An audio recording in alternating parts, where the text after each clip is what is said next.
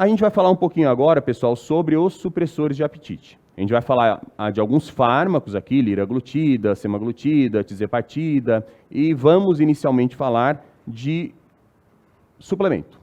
O suplemento que eu botei aqui para vocês com relação ao efeito supressor de apetite é o famoso 5-HTP.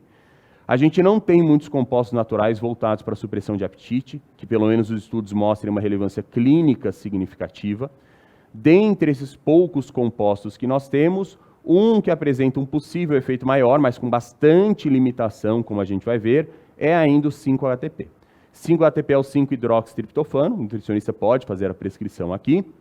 O intuito com a prescrição de 5-HTP é justamente tentar aumentar os níveis de serotonina. Esse 5-HTP ultrapassa a barreira hematocefálica e lá ele pode ser convertido a serotonina.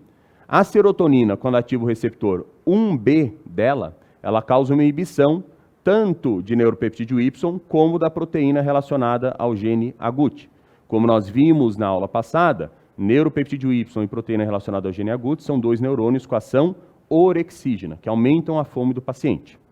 Então, a serotonina, ao ativar o seu receptor 1B, ela poderia causar uma inibição desses dois neurônios, tendo um possível efeito sacetogênico. E quando ela ativa o receptor 2C, ela causa um estímulo da via de PONC. A PONC, que também nós vimos na aula passada, que é a proopiomelanocortina, é um neurônio com uma ação anorexígena. Ela causa ativação do hormônio estimulante de alfa-melanócitos, que ativa o receptor de melanocortina 4, lá no núcleo arqueado, e isso sinaliza para uma maior saciedade. Então, o objetivo aqui, com relação ao mecanismo ao prescrever o 5-HTP, seria tentar causar um aumento de serotonina. Ao fazer isso e ativando o receptor 1B e 2C, diminuir a expressão de neurônios com efeito orexígeno e aumentar a expressão do PONC, que é um neurônio com efeito anorexígeno. Então, um mecanismo relativamente simples. Temos estudos em humanos com 5-HTP voltados para esse efeito supressor de apetite? Nós temos, não são muitos dados, são poucos dados, alguns estudos mais antigos com algumas limitações, mas esses poucos dados até viram um possível efeito supressor de apetite, com uma diferença clássica que a gente vê da prescrição, geralmente no dia a dia de 5-HTP, que é com relação à dose. Quando a gente pega, às vezes, um nutricionista fazendo a prescrição de 5-HTP, alguns prescrevem 50, 100 miligramas, 25, 75, às vezes prescrevem para sono, depressão, para redução da vontade de doce, coisa que não tem comprovação, né, já alertando. Os estudos com 5-HTP para a questão de efeito supressor de apetite usam doses altas, geralmente doses 600, 800, 900 miligramas por dia. Essa é a grande diferença.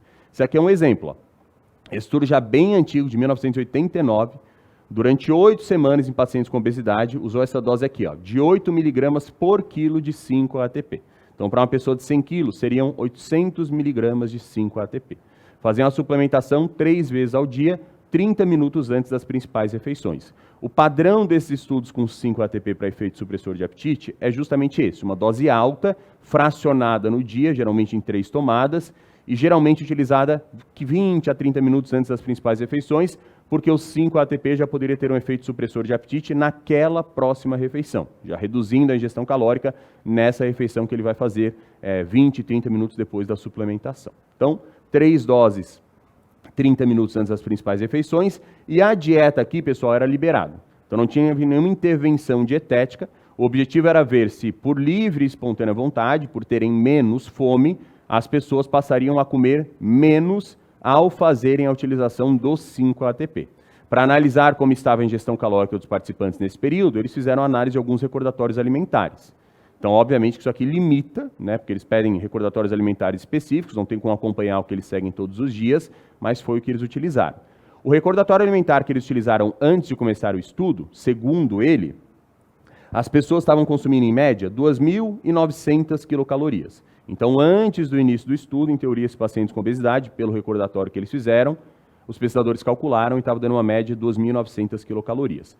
Isso mostra já um erro inicial. Dificilmente o paciente vai ter um quadro de obesidade consumindo 2.800, 2.900 quilocalorias por dia. Tirando, obviamente, se for uma pessoa muito baixinha, né, mas uma pessoa padrão com 1,70 m, 1,80 m, para ela atingir um quadro de obesidade, isso vai estar associado a uma ingestão calórica mais elevada, geralmente 4, 5 mil quilocalorias. Claro que 3 mil para uma mulher já vai causar um ganho de gordura, a depender de quem seja esse paciente, mas dificilmente o paciente com obesidade está nesse nível por estar consumindo 2.900 quilocalorias. Então, o que isso já mostra para a gente? A questão de subnotificação. Então, quando a gente tem esses estudos que analisam a intervenção dietética através de recordatório alimentar, a gente pode ter muita subnotificação. Então, isso complica a interpretação dos resultados. Mas, enfim, em teoria, antes de começar o estudo, eles estavam consumindo 2.900 quilocalorias. O grupo placebo, durante o estudo, segundo o recordatório alimentar, passou a consumir 2.300 quilocalorias. Então, em teoria, aqui pelo efeito placebo, esse grupo já diminuiu em 600 quilocalorias o aporte energético. E o grupo que fazia a suplementação, segundo o recordatório alimentar, passou a consumir 1.819 quilocalorias. Então, quando comparado ao placebo, quem fez a suplementação diminuiu em um pouco mais de 500 quilocalorias o valor energético total. Nesse período de 8 semanas, quem usou a suplementação perdeu 1,4 kg e o placebo perdeu mais ou menos 450 gramas. Então, isso aqui também já mostra uma limitação que a gente tem. Dificilmente paciente com obesidade que segue uma dieta de 1.800 quilocalorias por 2 meses consecutivos vai perder apenas 1,4 kg. Às vezes ele perde isso logo na primeira semana só por flutuação de água. Então o que isso aqui mostra? Subnotificação. Com certeza eles não seguiram essa dieta os 2 meses consecutivos. Então é um viés muito grande que a gente tem. Quem usou o 5-HTP perdeu mais peso que o placebo, mas nada tão significativo nesse período. A maior redução que eles viram na ingestão calórica, pessoal, foi do carboidrato. Pelo recordatório alimentar, antes de começar o estudo, eles estavam consumindo em torno de 270 gramas de carboidrato, e ao final do estudo, quem usava a suplementação, reduziu para mais ou menos 176 gramas de carboidrato, então reduziu em 100 gramas aqui o aporte total de carboidrato. Só que também é esperado, porque o principal macronutriente que eles consumiam na dieta era o carboidrato. Então, em teoria, ao diminuir a dieta como um todo, proporcionalmente vai cair mais carboidrato também, tá? Viram um efeito maior na saciedade do que no apetite. O que significa isso? Que eles começavam a refeição com o mesmo nível de fome, mas durante a refeição eles tinham uma saciedade precoce. E por conta dessa saciedade precoce, eles comiam menos. E um colateral bem comum que eles viram foram náuseas. Esse aqui é um colateral padrão que a gente também tem com doses elevadas de 5-ATP. Náusea, enjoo, ânsia de vômito, em alguns casos até vômito, a depender da sensibilidade do paciente. Então, esse estudo viu esse efeito supressor de apetite, viu uma maior perda de peso, mas a gente tem que ter noção das limitações. Não é um estudo com uma qualidade alta, muitos possíveis erros aqui com relação à intervenção dietética, um resultado final discrepante com a ingestão calórica que eles analisaram. Então, tem que interpretar corretamente as limitações do estudo, mas, em teoria, viu esse efeito supressor de apetite. Esse outro estudo é o mesmo padrão, de 1992, 3 meses de estudo, então um pouquinho mais longo, uma dose alta, 900 mg de 5-ATP, 3 vezes ao dia, 30 minutos antes das principais refeições, novamente em pacientes com obesidade, com uma média de 100 quilos. Aqui eles fizeram diferente, nas primeiras 6 semanas a dieta era liberada, como que você quiser, para ver se a suplementação vai diminuir a fome e, consequentemente, fazer a pessoa comer menos. E nas últimas 6 semanas, os pesquisadores fizeram recomendações para que os pacientes consumissem, em média, 1.200 quilocalorias por dia. Então, para ver se fazendo a suplementação eles conseguiriam manter essa dieta em 1.200 ou se teria alguma oscilação maior. Aqui é a mesma questão, ó. Eles começaram a dieta, em teoria, com 3.200, então antes do início do estudo, pelo recordatório alimentar, eles estavam consumindo 3.200 quilocalorias. Nas primeiras 6 semanas, por livre e espontânea vontade, por ter menos fome, no grupo suplementado, a ingestão calórica pelo recordatório alimentar foi para 1.885. E nas últimas 6 semanas, onde teve aquelas recomendações de dieta de 1.200, em teoria, pelo recordatório alimentar, eles também conseguiram manter essa dieta em 1.271 quilocalorias. No caso desse estudo, o placebo não diminuiu a ingestão calórica. Então, novamente, em teoria, segundo o recordatório, teve uma redução significativa na ingestão calórica, e nesse estudo se traduziu uma perda de peso média de 5% do peso corporal total.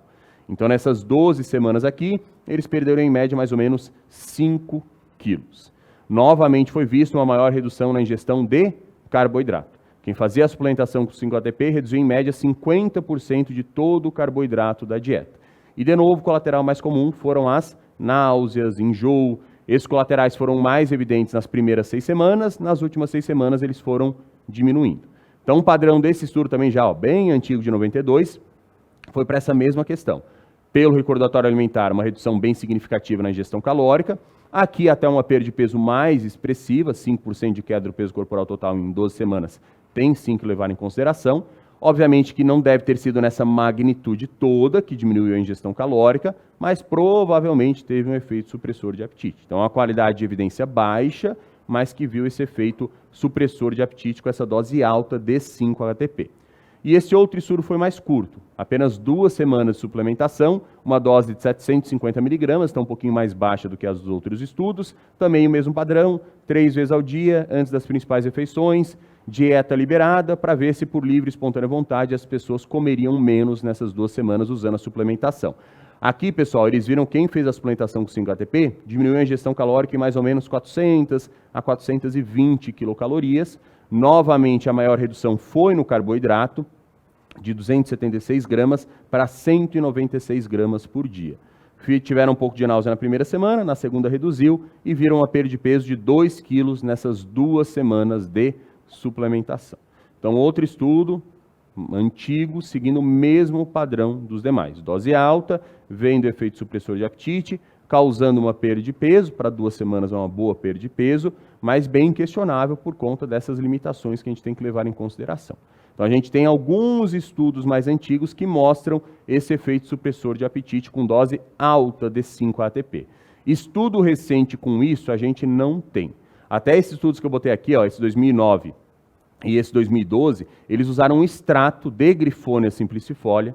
Griffonia simplicifolia é um fitoterápico que tem 5-HTP na sua composição, mas não é 100% 5-HTP. No caso aqui, nesses estudos, a dose média de 5-ATP era mais baixinha, era na faixa de mais ou menos 50 miligramas, tá? Então, usaram aqui nesse primeiro estudo 2 meses de suplementação, neste baixo 1 mês de suplementação, o extrato de Griffonia simplicifolia, ou sublingual ou oral, 50 miligramas aqui de 5-HTP por dia. Também doses fracionadas, antes das principais refeições, e aqui eles viram, ó, um aumento na saciedade. Para ver saciedade, eles fazem alguns scores com perguntas específicas, geralmente pré e pós-refeição. E eles observaram que quem fazia o uso do extrato da Griffonia tinha um aumento no score de saciedade, mostrando possível efeito sacetogênico em resposta à suplementação. Teve uma leve diferença aqui de MC e de dobras cutâneas nesses estudos, principalmente nesse mais longo aqui de 2 meses, mas foi uma diferença bem pequenininha. Então, esses 2 estudos são um pouco mais atuais, bem antigos também, mas mais atuais que os anteriores. Usaram uma dose bem menor, de 50 miligramas, viram um leve efeito com relação a essa saciedade. O efeito clínico para perda de peso foi pequeno, diminuiu um pouquinho o dobro, diminuiu um pouco o peso, mas sem muita relevância, mas mostrando também um possível efeito sacetogênico, mesmo com uma dose um pouco mais baixa. E esse estudo, que é um pouco mais novo, de 2016, ele não analisou a ingestão calórica, não analisou perda de peso também. Ele usou uma única dose de 100 miligramas de 5-ATP, o placebo usava a vitamina C. Deu essa dose de 5-ATP e daí os participantes começaram a ver várias imagens numa tela, imagens avulsas e imagens relacionadas a comidas. Comidas mais calóricas, comidas mais saudáveis, e eles ficavam fazendo análise de como eram as respostas cerebrais em relação a essas diferentes imagens que iam passando.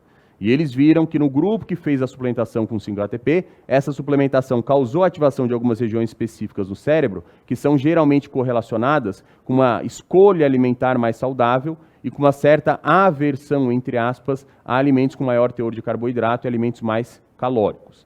Então, tem algumas pessoas até que falam, pegam esse estudo como base, para falar que o 5-ATP pode ter um efeito até mesmo na seletividade alimentar. Se você faz a suplementação com 5-ATP, você pode escolher alimentos mais saudáveis e reduzir a ingestão desses alimentos mais calóricos.